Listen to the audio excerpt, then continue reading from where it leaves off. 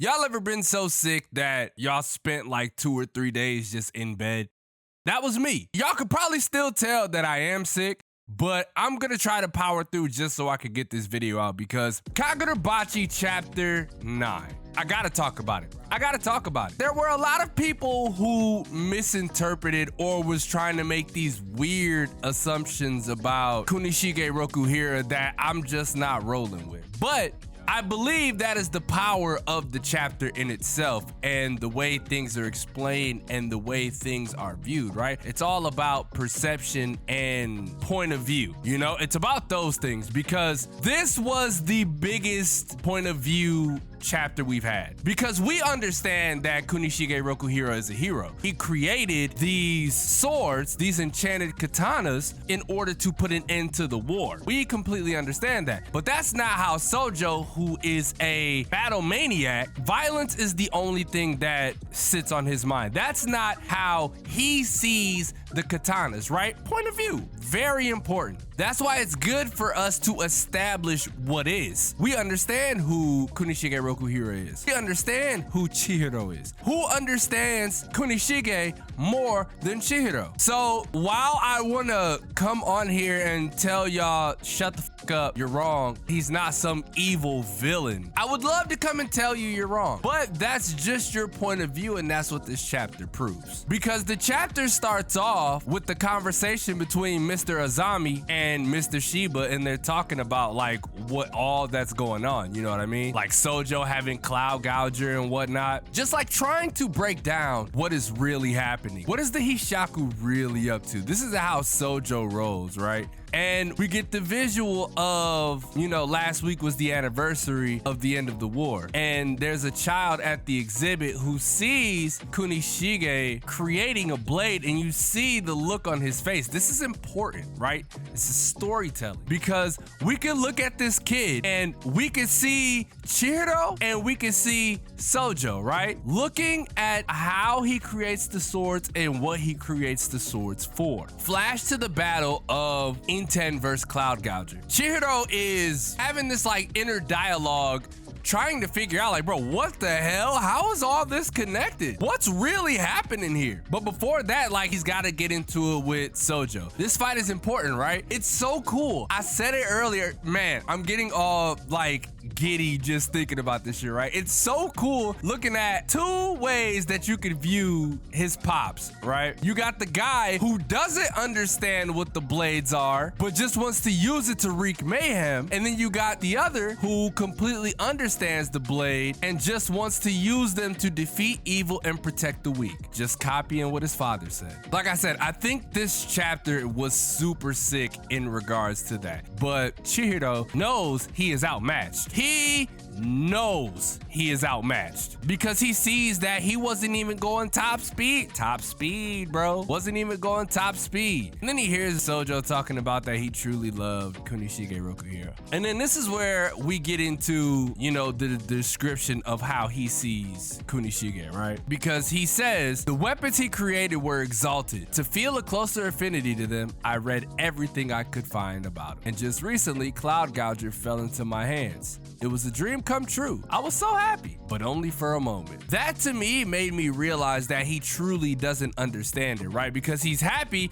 but there's something missing. And then he asked the question, tell me why you wield the sword. And in typical Chihiro fashion, with his father's image right next to his side, he says, to defeat evil and protect the weak, always. And this completely throws Sojo off, and this is why he doesn't understand. He thinks he does, right? Because he says, I knew it. I'm the only one who understands him. All the literature says the same thing. I can't stand it. Calling him a hero. What an insult.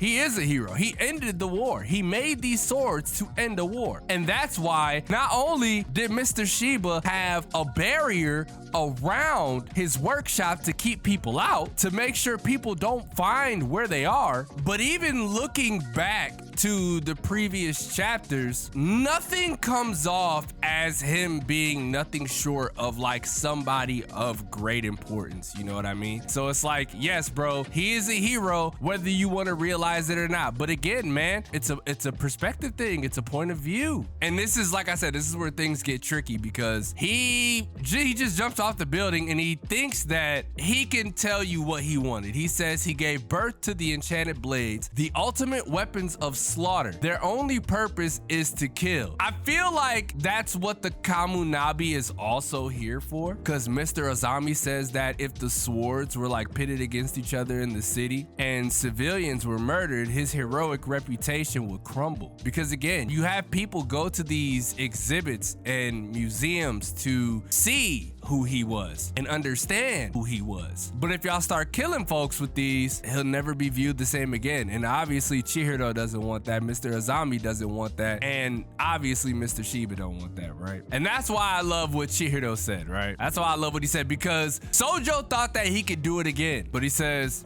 after Cloud Gouger releases a high-powered Mei, it requires an interval of 10 to 20 seconds to recharge. But the bubble below it is what I like the most. Of all people, I should know. And he says, you're the one who doesn't understand anything. And I was like, yes, he does it. I love it, right?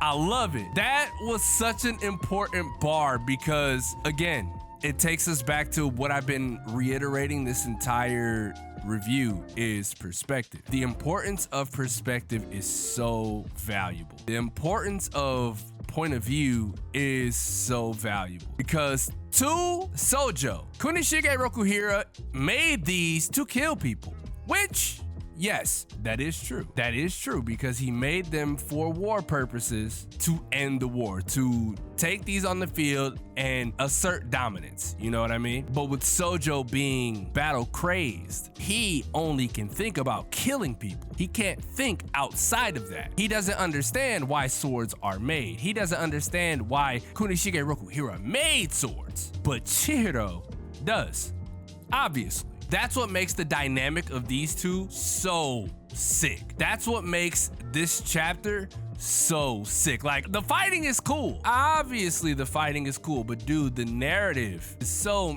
chef's kiss. Because to change a narrative, you need to do something wild. And Sojo was trying to change the narrative of who Kunishige Rokuhira is. He wants to change that shit, while basically the Kamunabi, along with Mr. Azami, Mr. Shiba, and Chihiro, are trying to uphold the sense of justice and all of that jazz that we all believe that Kunishige Rokuhira is, right? That's what they're trying to uphold. So I love it. I love the storytelling in this chapter, bro. Really, really, really well done. I ain't gonna lie to y'all, man. This took a lot out of me to record, bro. I am so sick. It makes no sense, but I'm gonna try to continue to power through and actually make this happen. I'm gonna continue to try to get these videos out and work on my backlog as soon as possible. I got some important videos coming out relatively soon, so make sure y'all stay tuned for that. Leave a like if you enjoyed, subscribe if you're new. I'm gonna start releasing YouTube shorts in regards to, like, you know, Inten Explain, you know, little experiments like that. So if y'all see them, y'all know what to do, man. Thank y'all for coming through, watching the video, leaving your feedback and all of that down below. As always, man, it's your boy Damo Senpai, and I will catch you guys in the next video.